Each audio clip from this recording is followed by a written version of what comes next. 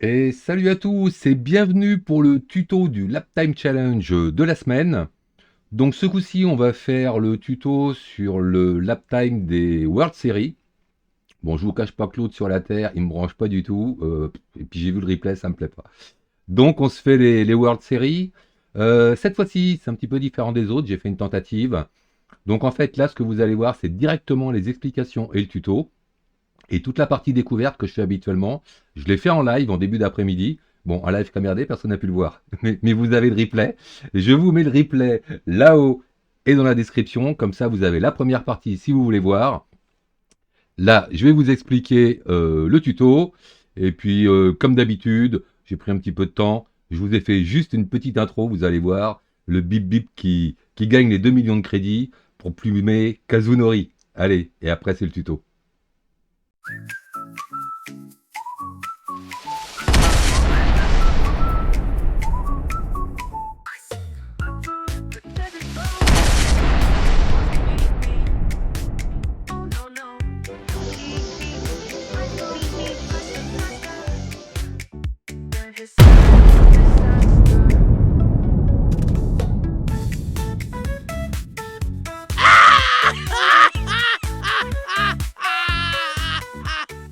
On va voir comment on lui pique ces 2 millions de crédits à Kazunori. Donc j'ai fait un temps en 1,29 680 avec une voiture que je trouve plutôt plaisante. On avait déjà fait un lap time il y a un an, je l'avais pas trouvé aussi bien. Alors peut-être que ça vient des pneus, parce que là avec les pneus course tendre, moi je la trouve plutôt agréable avec pas de gros défauts. Bon, elle a une boîte 3, faut s'y faire un petit peu.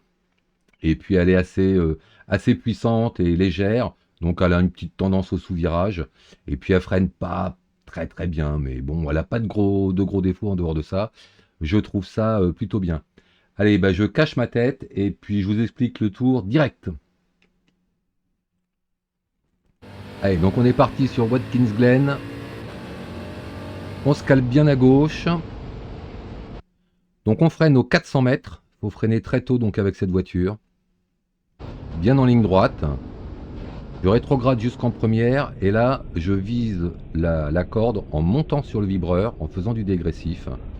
Je monte un petit peu sur le vibreur, je ressors mais sans mettre plein gaz, elle est tellement violente cette voiture, progressivement, puis je mets plein gaz sur la sortie et là je sors très large.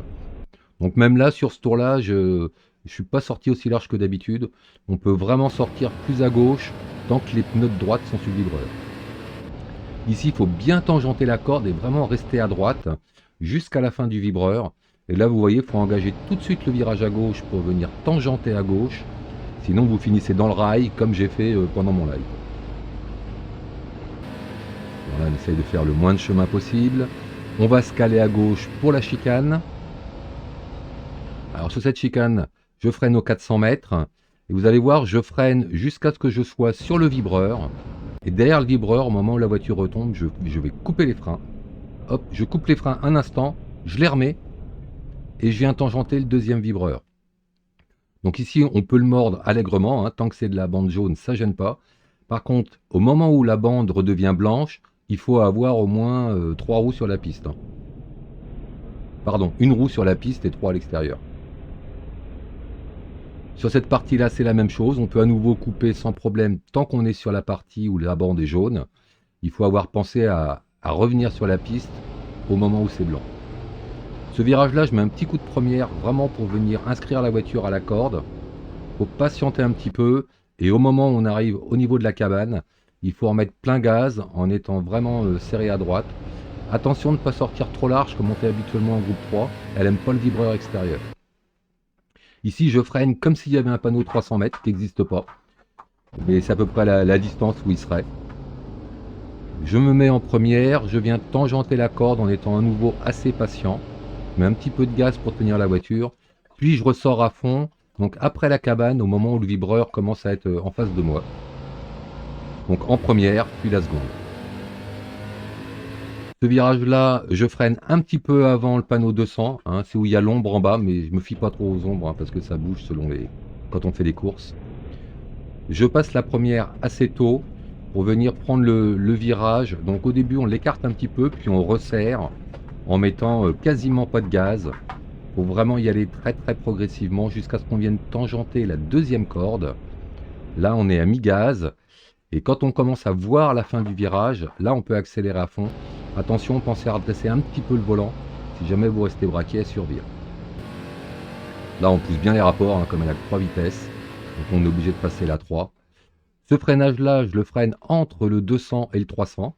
Un 250 mètres qui n'existe pas. Bien à gauche jusqu'à la première. Et ici, il faut vraiment le prendre très très lentement.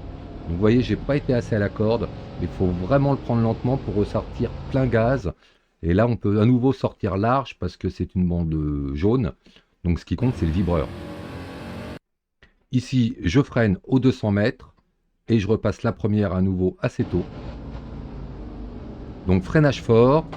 Je le relâche et là, il y a toute une partie où la voiture, je la laisse rouler. Je remets les gaz progressivement. Attention, pas d'un seul coup ici, hein. Et quand on recommence à être à peu près dans l'axe, le moment où on peut commencer à redresser le volant, c'est là que je mets plein gaz. Attention, hein, on est en première, elle repart fort. Le virage qui est là, alors il faut faire attention, il faut engager le virage avant de freiner. Puis là, je donne un coup de frein très violent et très court. Et ensuite, je laisse rouler la voiture. Je viens tangenter la corde. Donc vous voyez, j'ai un tout petit peu de gaz pour tenir la voiture, mais rien de plus. Quand j'ai passé la corde, je commence à remettre les gaz, puis je les mets à fond. Même chose, à fond d'un seul coup, la voiture elle survire où on sort. Dès que vous avez passé le vibreur, il faut se recaler à gauche le plus vite possible. Donc là, je vous ai marqué le point de repère. En fait, moi, je le fais plutôt d'instinct. Il est compliqué à voir comme point de repère. Ce virage-là, je réaccélère à mi-gaz avant de ressortir. Donc là, vous voyez, je l'ai fait en première. J'ai refait un tour après où mon chrono était meilleur sur cette partie-là en mettant un petit coup de première. On ressort le plus large possible, donc sans toucher le mur. Mais comme c'est une bande jaune, en fait, on ne s'occupe pas de la limite de piste. C'est vraiment, faut pas toucher le mur. Voilà, et on repart à fond. Et avec ça, comme je vous le dis à chaque fois, il n'y a pas de problème, vous aurez l'or. Allez, bon courage, à plus, ciao.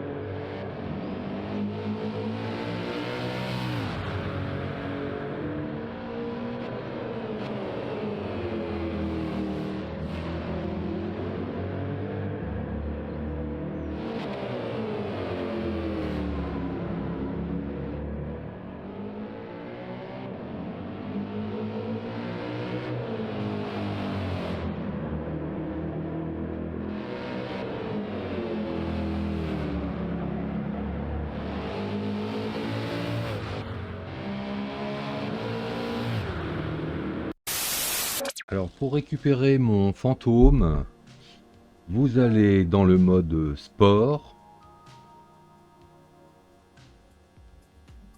sur le défi. Donc là, normalement, avec la vidéo, vous savez à peu près combien je suis positionné. Donc ce qu'il faut, c'est arriver à me retrouver. Donc là, par exemple, sur ce temps-là, j'étais 109e. Même 110, tiens, j'ai reculé. Donc, chargez le profil. Pour aller dans la galerie d'art et les rediffusions. Et là, vous allez voir, je vais vous mettre tous mes fantômes. Donc, vous sélectionnez celui qui vous intéresse. Le petit cœur, ça fait toujours plaisir. Et collection. Donc en fait, à partir de ce moment-là, c'est rentré dans votre collection et vous allez pouvoir retrouver mon temps.